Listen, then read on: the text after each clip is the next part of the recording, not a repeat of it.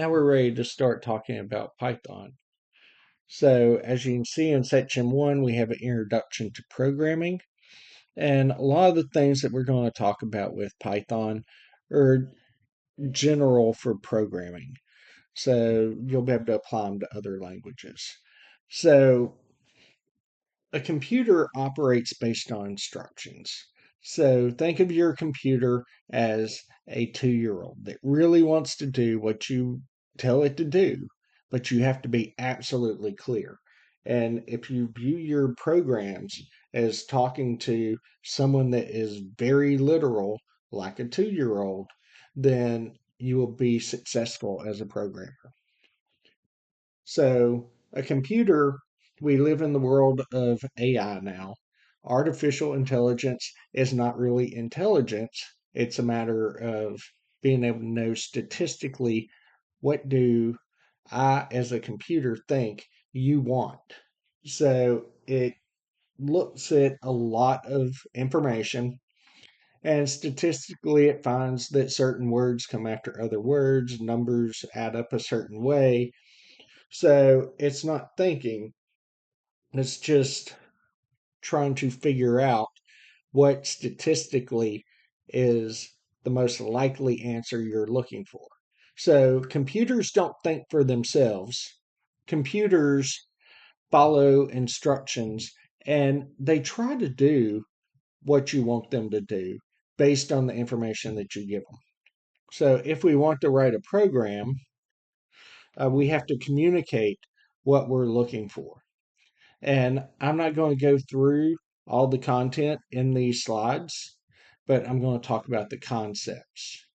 So a program is a collection of instructions, and we're going to use a language. In this case, we're going to use Python. And you can see it talks about natural language versus a programming language. So right now I'm speaking to you in English and we have words that we understand. And when I say word, you know what that means. So a computer has to have a language. So whenever I tell it print, that has a very specific meaning. But computers don't speak that specific language. So we have to convert it into what's called machine language. So if you've ever changed out a processor on a computer, you've probably seen x86 or like 64-bit. So those are actually machine languages. ARM. So if you've worked with a Raspberry Pi or something like that with an ARM chip, you can't use a 64-bit program on that ARM chip because that's a different machine language. So when you think machine language, think we're going to simplify this down as far as we can to match whatever the processor is in that computer. Um, you see here it says instruction list and abbreviates it to IL. So if I needed you to go to 3 different stores and collect stuff from me, I would give you a list of this is what you get at the first store, this is what you get at second store, this is what you get at third store, and then you bring it all home to me. So that's what we're doing with the computer. We're giving it a list of instructions to be done in a particular order. Um, so then we got to look at what makes up a language. So the first thing we need is an alphabet. And it says here, we speak English, we have the Latin alphabet. I spent some time in Ukraine and they use the Cyrillic alphabet that's very similar to Russian.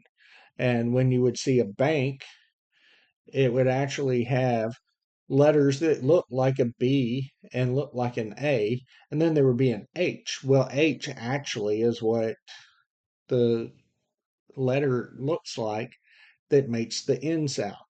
So we have to use a specific alphabet. In our case, we're going to use Latin. Alexis, think of that as a dictionary. So we know what particular words mean.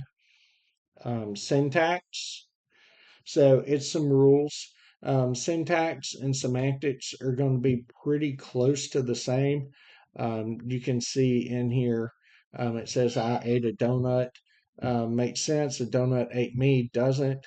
So whenever you're thinking syntax and semantics, think Yoda.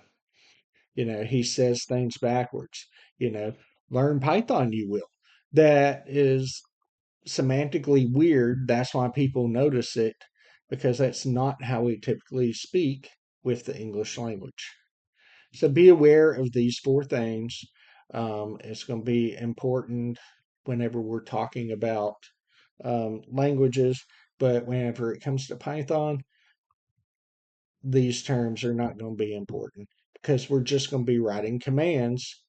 So the really important thing for us is going to be this instruction list because that's what we're creating. But we need to know this for certification purposes. So we have machine language versus high level language. So I kind of told you the machine language, it is dumbed down to the level that the processor can run with it. High level language, well, we don't want to talk processor. That's beyond what any software developer would want to do. You're going to be looking at some push and pull commands. You're going to be looking at binary, so ones and zeros. It's just no fun. Um, when we write Python, you're going to be able to look at a lot of our commands and it's going to make sense because it's close to English. When we write our code, you're going to create a .py file. That is your source file. It might be called source code. So source, that is what you create in order to make the program run.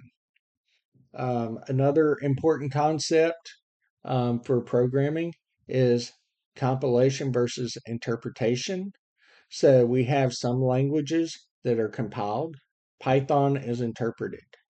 So with Python, I'm going to have a list of commands.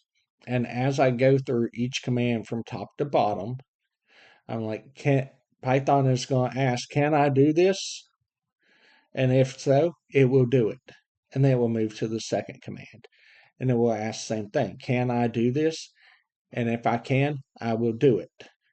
And then it will move to the third. And it will keep going through the entire list of commands. And we can have millions.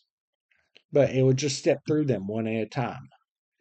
This is very convenient for Python because we write stuff and we can run it quickly.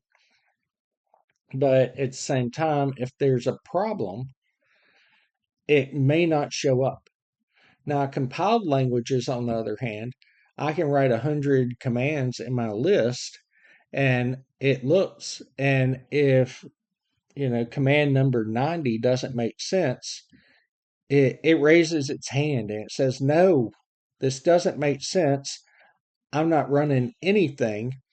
And it actually builds into that machine language that we were talking about before it runs anything. So this has some benefits. Compiled languages, they typically run faster because the programmer is going to compile everything down to machine language.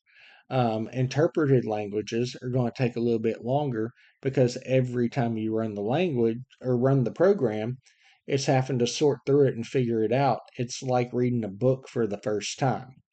Um, Compiled languages, they're going to be more picky. So whenever I start writing code in Python, it's going to let me do a lot of things. When I start writing code in a compiled language, it's going to start complaining about stuff. And I might have a plan to fix what it's complaining about, but it's still going to complain for a little while. So another thing that you get with the compiled language is you're not handing off your source code. So if I write a program and that program is incredibly valuable, then I want to compile it and give an executable file, because if I give a Python file, somebody else can go in and read that code and change it and make it their own. You can't take an executable file and turn it back into the programming language Well, technically you can, but it's difficult to take that executable file, take it back to the programming language, make changes to it, and then sell it as your own. So this is done a lot for um, enterprise software because it allows the company that wrote the software to protect it. And this will be faster. This is faster to develop. That's why we like to use interpreted languages. Um, so we've already talked about this. It goes through the file from start to finish. Um, if you get an error message, Python is going to stop at that error message and tell you, this is what I was doing when it broke. So that's kind of nice. It will let you keep doing your thing until you make a mistake. Here's a chart that's going to kind of show some of the good things and bad things, the trade offs. So I'll let you look through that. So that is it for section 1. And then we will move into section 2 in just a minute. You can hit this arrow to move forward.